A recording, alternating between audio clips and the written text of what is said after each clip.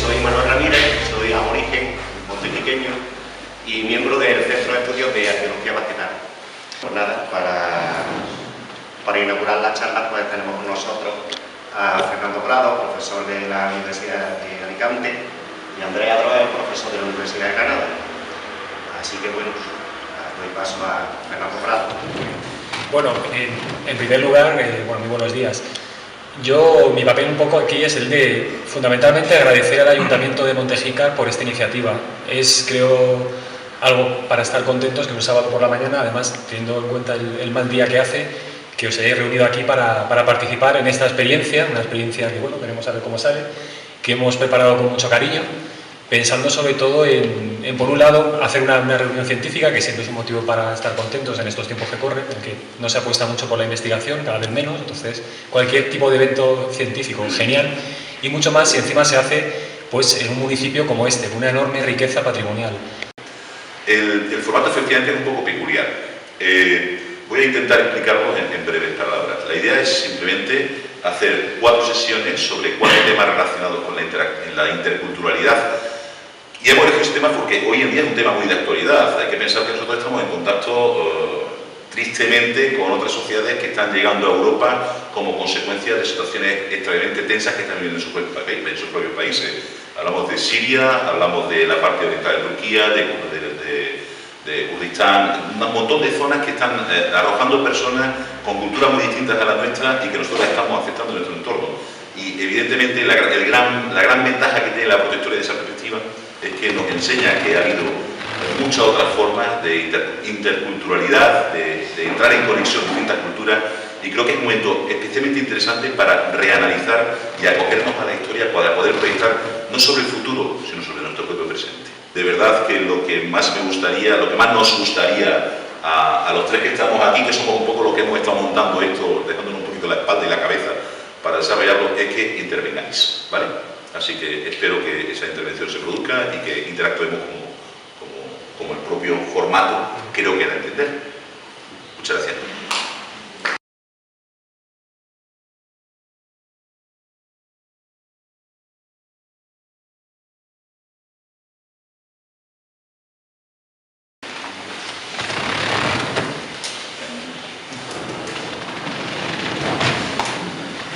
Bueno, pues con esta pequeña introducción vamos a empezar la primera de esta jornada. Y bueno, como el tema principal que estamos abordando, como dice el título, es el tema de la relación entre semitas e indígenas en el Mediterráneo, pues creo que lo primero que hay que clarificar, tenemos que clarificar los conceptos sobre lo que estamos hablando, que son los semitas, que son los fenicios, que son los púnicos, y creo que el compañero Fernando a eso puede aportar desde su conocimiento una información. Bueno, sabéis que voy a intentar explicar brevemente, precisamente porque el papel de Alex es cortarnos y nos enrollamos, y claro, podríamos estar hablando aquí muchísimo. Yo voy a decir un poco alguna idea básica sobre quiénes son los... El concepto de semita en realidad es un concepto lingüístico, no es un concepto, a pesar de los pesares, es un concepto eminentemente lingüístico, ¿no? Gente que es de un tronco común de lenguas, que la palabra semita simplemente deriva de uno de los hijos de Noé, que es Sem, y no hay que ir mucho más allá con el concepto, porque tampoco es un concepto estrictamente arqueológico, más cultural y más lingüístico. Sobre el tema fenicios, bueno, aquí va a salir constantemente, vamos a hablar una y otra vez de fenicios. Yo creo que casi todas las charlas, los debates, los diálogos que vamos a establecer aquí, vamos a tratar sobre el tema de los fenicios. Creo que muchos sabéis que el concepto fenicio es un concepto también, es una norma, es un convencionalismo histórico. Los fenicios a sí mismos no se llamaban fenicios, no se entendían como fenicios. Fenicio es como los griegos llamaban a estas gentes que habitaban una franja costera, una franja muy estrecha, con muchos problemas desde el punto de vista geográfico, ubicada en una plataforma litoral entre montañas de 3.000 metros, la cordillera del Líbano, y el mar Mediterráneo, prácticamente en las zonas más anchas 60-70 kilómetros, es decir, una franja, que es la que actualmente ocupa el Líbano. Estos fenicios, ¿cómo se daban a sí mismos? Hay también diferentes teorías, no podemos entrar más en detalle. Los fenicios seguramente, por alguna referencia que tenemos muy tardía, pero muy interesante, que ahora os comentaré, seguramente a sí mismos se llamaban cananeos. O hablamos de cananeos, para todas las sociedades de ese área del Líbano entre aproximadamente el 1600 a.C. y el 1200 a.C. 1200 es una fecha, luego quizá podemos entrar más adelante, por extenderme mucho, pero a partir del 1200 empezamos a hablar desde el punto de vista de lo que es la norma y la pauta de los historiadores de fenicios. Simplemente, como veis, es un convencionalismo. Son cananeos hasta el 1200 y a partir del 1200 hablamos de fenicios. Pero ya os digo que simplemente es para delimitar. Y son fenicios, y seguimos utilizando el concepto fenicio hasta otra fecha, porque los historiadores necesitamos apoyarnos en esas fechas, que es la toma, la conquista de Tiro por Nabucodonosor II de Babilonia en el 565. A partir de ese momento utilizamos otro tipo de vocablo, que es la palabra púnico. Púnico simplemente es la traducción latina del concepto fenicio, y lo púnico arranca a partir de ese momento. Como convencionalismo histórico, hablamos de púnicos desde el 560, desde mediados del siglo VI a.C. hasta la conquista romana, siglo II, siglo I a.C. Pero ya os digo que estos son convencionalismos. Los fenicios, ¿por qué pensamos que a sí mismos se llamaban cananeos? Hay una referencia preciosa, y con esto acabo, y luego si no ha quedado muy claro me preguntáis. Hay una referencia preciosa de San Agustín, uno de los padres de la Iglesia, una referencia de principios del siglo VI después de Cristo. San Agustín está evangelizando el norte de África, está llevando el cristianismo por el norte de África, él es obispo de Hipona, una ciudad que está actualmente en Argelia, y se encuentra con campesinos en mitad del campo. Hablo del siglo V, del siglo VI después de Cristo, y claro, él intenta, les habla en latín, intenta trasladarles la fe cristiana, y aquellos no se enteran de lo que les está diciendo, ¿no? Y nos deja una epístola a San Agustín en la que dice: preguntando a los campesinos que me encontraba quiénes eran, qué eran y en qué hablaban, ellos me respondían: somos cananeos. Entonces es una buena fuente para pensar que gente de una tradición fenicia y púnica en el norte de África, aún en época prácticamente en la tardía antigüedad, en el arranque del siglo VI, todavía se consideraba étnicamente o culturalmente como cananeos. Pues una referencia. ¿Por qué los fenicios están colonizando el Mediterráneo? ¿Por qué están navegando y estableciendo colonias en todo el río de lo que luego se llamará el Mar Menor? Y creo que las motivaciones que impulsan esa colonización son importantes para comprender por qué los fenicios están donde están. Una explicación. Evidentemente no es un capricho, hay muchas razones. Quizá uno de los conceptos que siempre atribuimos a los fenicios, por lo que seguramente son más conocidos, otras cosas, es por la navegación. Son casi los padres, los pioneros de la navegación, de cruzarse el Mediterráneo. Y esto, evidentemente, hay una razón geográfica. Yo antes os decía que ocupando una pequeña franja entre montañas muy ricas en madera, la famosa madera del cedro, todavía la bandera del Líbano, como sabéis, sigue teniendo un cedro. Apenas quedan cedros ya en el Líbano, están completamente esquilmados. Pero una sociedad que se ubica entre montañas de 3.000 metros, con nieves perpetuas, con unos bosques de cedro y el mar, tiene evidentemente una vocación marina desde siempre. Eso por un lado. Por otro lado, los fenicios tienen la mala fortuna, entre comillas, de ubicarse entre dos de los grandes imperios del mundo antiguo, el mundo asirio, al oeste y al norte, y por otro lado Egipto. Egipto, bien conocido por todos. Y sabemos, por fuentes escritas, sabemos por información de tipo iconográfico, por relieves, palacios asirios, que los fenicios eran de alguna manera subsidiarios, tenían que estar tributando. Para mantener cierta independencia tenían que pagar tributos. Entonces, las explicaciones tradicionales a esa búsqueda de riqueza por el Mediterráneo está, por un lado, los problemas geográficos, aumenta la población, problemas de falta de espacio literal, problemas porque no es un espacio que se pueda desarrollar una agricultura como en otros lugares. Esto no es el creciente fértil, esto no es Mesopotamia, el terreno del Líbano no es tampoco Egipto o las ciudades del Nilo. Actualmente, si le sumamos todos esos problemas a que son unos expertos navegantes que tienen madera, una madera muy buena que resiste muy bien también la humedad, que es la madera de cedro, es una suma de factores para empezar a buscarse la vida, empezar a buscar fuentes de riqueza por todo el Mediterráneo, empezando por lo que tienen más cerca, que Chipre, y llegando incluso, como sabemos con algunas referencias, a las Islas Británicas o al continente africano. Cruzar todo el Mediterráneo de punta a punta buscando esos recursos. Es una razón fundamentalmente, como veis, económica, y también por mantener esa independencia. Una competencia y una interacción entre los dos pueblos que están tratando de colonizar el Mediterráneo. Y no sé, siempre en la historiografía ha quedado la cosa de que ha habido un enfrentamiento incluso militar entre los fenicios y los griegos por el control de unas zonas concretas del Mediterráneo. No sé qué pensáis. hay algo interesante si vemos un mapa. Muchas veces los mapas son, para estudiar historia es fundamental hacer mapas, incluso hacer mapas caseros, donde tú dibujas con un cuadro, es fundamental hacer mapas, Si hacemos un mapa y ponemos puntos en el Mediterráneo de colonias griegas y ponemos puntos en el Mediterráneo de colonias fenicias, no sé si Andrés está de acuerdo, es curioso porque sí que hay, parece que hay áreas donde en los lugares donde hay colonias griegas no hay colonias fenicias, y al revés, donde tenemos colonias fenicias parece que no hay colonias griegas.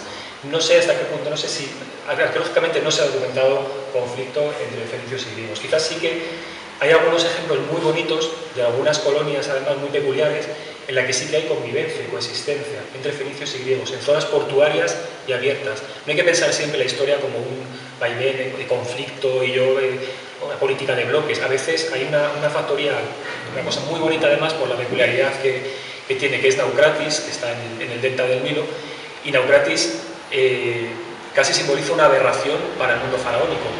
Egipto es un territorio tremendamente cerrado, tremendamente celoso, y en un determinado momento una dinastía, que es la dinastía saíta, en el siglo VI a.C., permite que se funde una colonia griega. Es una apertura al exterior de Egipto que evidentemente llama mucho la atención porque es una ruptura total con lo que es Egipto, que sabemos que es tremendamente tradicionalista. Y en Naucratis hay sepulcros y en Naucratis hay materiales también fenicios y griegos, pero lo que pasa en Comos, en el sur de Creta, donde también hay presencia en un enclave en Creta, en el entorno de lo que sería ese círculo, esa órbita colonial y comercial griega, de repente nos encontramos lo que parece que es cada vez más claro una pequeña factoría de tipo fenicio. O sea que hay a pesar de que hay grandes vacíos, zonas en las que no hay en principio presencia fenicia, quizá lo que falta es investigación, y en pocos años hemos empezado a encontrarnos zonas portuarias, zonas abiertas en las que hay un trasiego de gentes de diferentes sitios, y nos es muy difícil atribuir un carácter étnico. Me ocurre también, bueno, en Almina, una factoría en Siria, que lo mismo, casi el territorio nuclear fenicio, pero hay una factoría en principio griega, como Almina, o así de memoria, ¿no? Según va surgiendo, estamos entrando en calor ya. Eso está mucho más próximo, por lo tanto se observa de una forma mucho más fácil el impacto. Quizás desde el punto de vista de la investigación resultaría mucho más interesante centrarnos en el Mediterráneo occidental. El Mediterráneo occidental es prácticamente lo mismo que han dicho tanto Alejandro como Fernando. Hay una parte septentrional, el norte del Mediterráneo occidental, que es prácticamente griega, y el sur del Mediterráneo occidental, que es prácticamente fenicio-púnica, en este caso ya a manos de los cartagineses.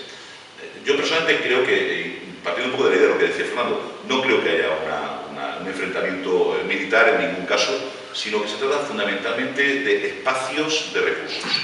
Los principales asentamientos que se crean en la zona del Mediterráneo occidental por parte de los griegos son, en primer lugar, ocupando todo lo que es la zona sur de la península itálica, y no van más al norte porque están en contacto, que no en fricción necesariamente, en contacto con el mundo etrusco. Os tengo que recordar que en el Sele, que es el río que separa la zona sur del Lacio, de la zona norte de Campania, ahí hay un templo dedicado precisamente a la interacción cultural entre el mundo griego que va hacia el norte y el mundo etrusco que va hacia el sur. Luego cuando entra Roma a jugar un poco el papel de coerción dentro de todo ese ámbito, las cosas cambian bastante. Pero hasta ese momento hay un respeto bastante marcado en lo que es el posicionamiento de cada uno de ellos. Y creo que no es otra cosa que simplemente la capacidad que tienes para navegar y hasta dónde puedes llegar en un momento determinado. Solamente hay un punto donde esa fricción puede ser constante, es Sicilia. Pero es porque Sicilia juega un papel fundamental, es la manzana de discordia del Mediterráneo. Si posicionáis Sicilia en el Mediterráneo, se encuentra justo en mitad del mar, hay que ir de un lado al otro del Mediterráneo, tienes que pasar, quieras que no, tienes que pasar por Sicilia. De hecho, Sicilia es de los pocos ejemplos donde estás conviviendo 3 comunidades indígenas y 2 comunidades exógenas, en este caso en la parte occidental, lo que son la parte occidental, lo que son los fenicios, y en la parte oriental, lo que son los griegos. Y ahí sí que se documenta una tensión bastante marcada, pero no solamente entre fenicios y griegos, sino entre griegos y griegos. Es decir, tengo que recordaros que Siracusa intenta ser tomada por los propios atenienses a finales del siglo IV, a finales del siglo V a.C. Eso en principio nos parecería una aberración, pensando que, digamos, a diferencia de los fenicios, que no conocemos realmente su identidad o su voluntad de identidad cultural, es decir, no sabemos si los fenicios se sentían más o menos fenicios, o se sentían hermanos los de Tiro de los de Sidón, pero sí sabemos que los griegos son mucho más, si me permitís la expresión, un poco más clasistas desde ese punto de vista. El griego tiene claro lo que es ser griego por oposición a lo que es el bárbaro, a lo que es el no griego. Y eso lo tiene muy marcado. Durante todo el desarrollo de la colonización se observa constantemente que el mundo griego es mucho más cerrado, que no interactúa tan profundamente con las comunidades indígenas. Eso se observa perfectamente, por ejemplo, en la Magna Grecia. No deja de ser curioso que el sur de Italia sea llamada Magna Grecia, olvidando casi por completo las comunidades indígenas que vivían en aquella época antes de la llegada de los griegos, y los cuales prácticamente los borran de la superficie, de la faz de la tierra. Cosa que no sucede nunca con el mundo fenicio. El mundo fenicio interactúa de una forma mucho más curiosa. Pero, una vez más, si nos vamos hacia el mundo occidental y empezamos a ver lo que sucede en distintas colonias de uno y otro sitio, vemos que esa interacción funciona bastante bien. Normalmente los asentamientos fenicios se asientan en la costa y luego hay una banda de asentamientos del bronce final, prácticamente contemporáneos, que está en el traspaís.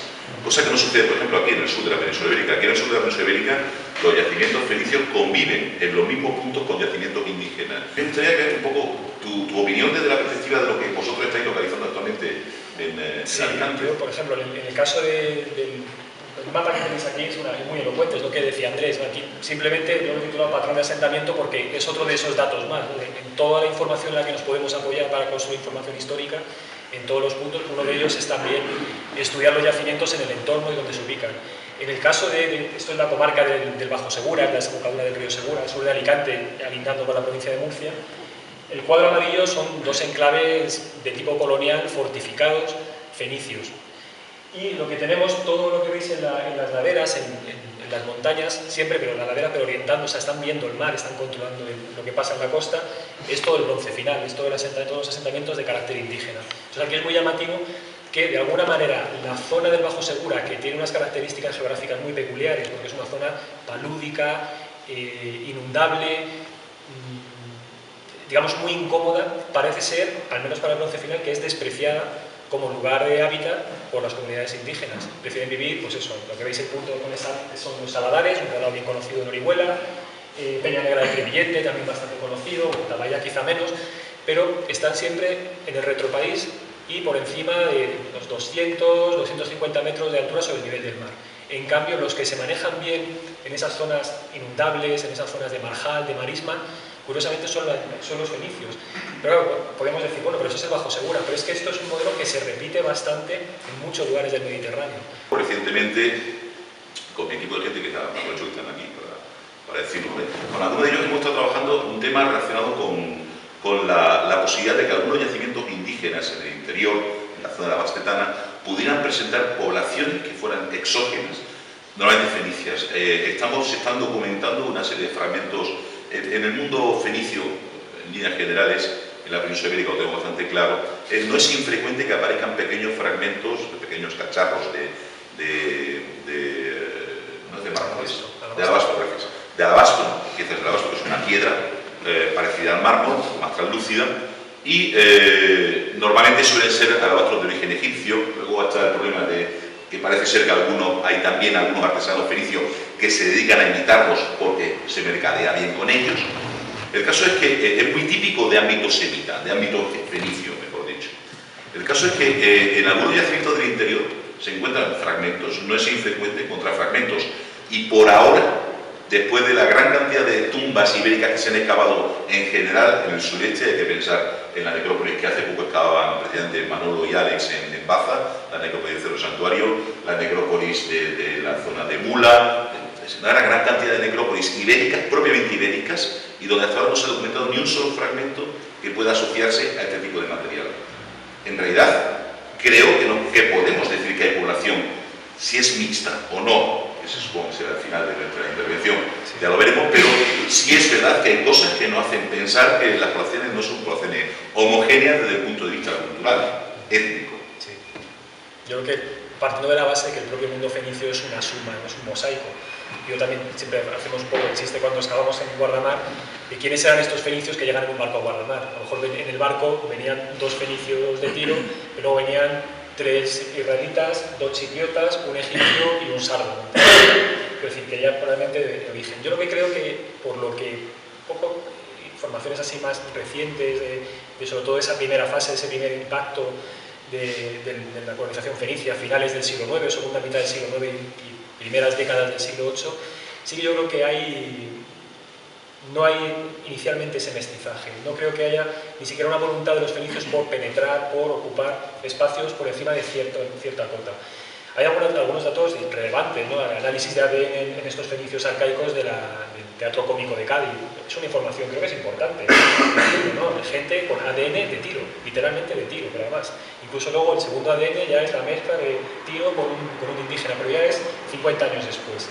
En el caso del Cabezo del Estaño, si observamos el cabezo pequeño del estaño, que es el yacimiento que estamos excavando, que está en el CPE, algunas imágenes para que algunos lo habéis visitado.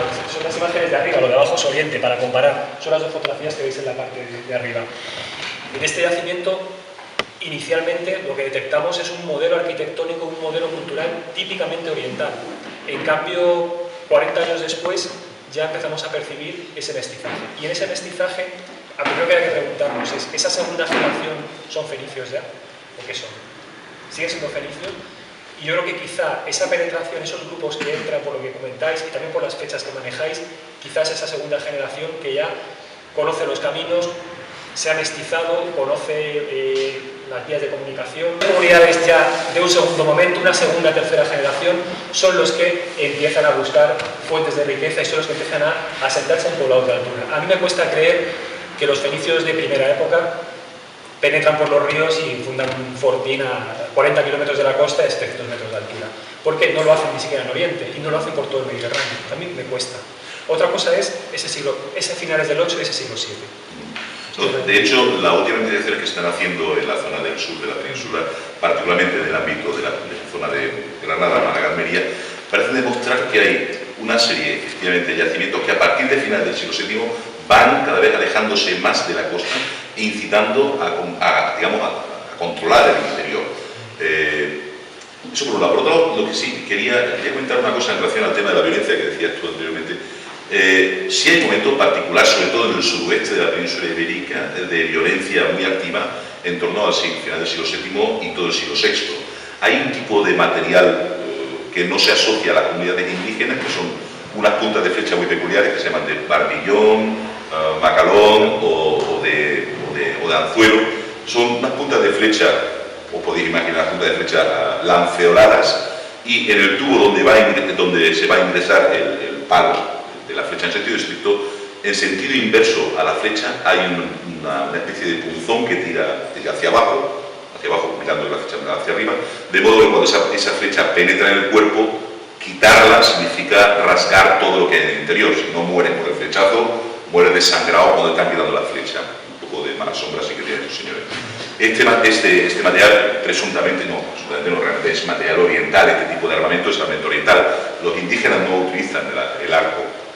El ámbito de la guerra en el mundo indígena es una guerra muy aristocrática, hay que luchar de tú a tú.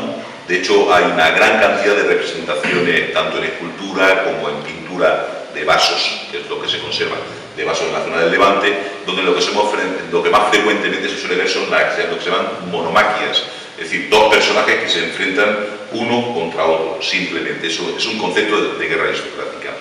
Esa punta de flecha están demostrando, además se ven en yacimientos del interior, por ejemplo en Afinipo, hay un porcentaje importante, se ven, pero no se ven porque hayan sido importadas y punto, o sea, se ven a los pies de la muralla y con la punta totalmente torcida, es decir, son flechas que realmente han estado funcionando. Eso de alguna forma está indicando que en una generación, dos o tres generaciones más tarde del momento inicial de la colonización, efectivamente hay gente que está intentando colonizar el interior.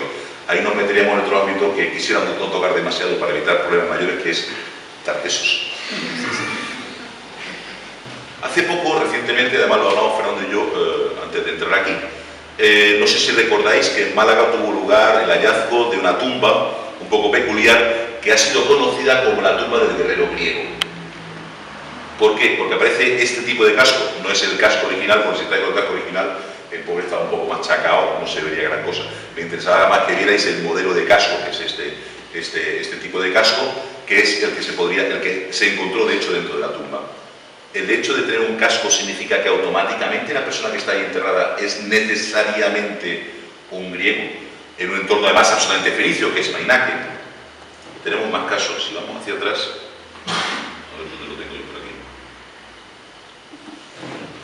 Un pectoral griego, también, en este caso encontrado en las aguas de Almuñécar.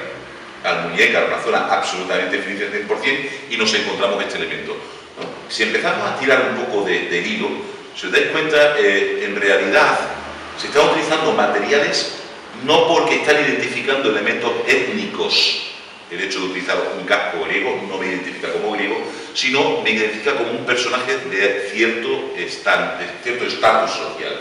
En todo caso, efectivamente, tenemos que darnos con el cuidado de intentar redefinir, dentro de la línea de lo que apuntaba Fernando ahora, qué valor le damos, qué valor étnico le podemos dar a las piezas que sin ninguna duda son exógenas, pero que no necesariamente nos están hablando de esa relación directa. De hecho, es tan así que las cerámicas griegas, que son tan frecuentes en el mundo indígena, en el mundo ibérico, las cerámicas griegas no son traídas por griegos, son traídas normalmente por personal público. Eso parece demostrarse a partir de un pecio, que es el pecio del Sec.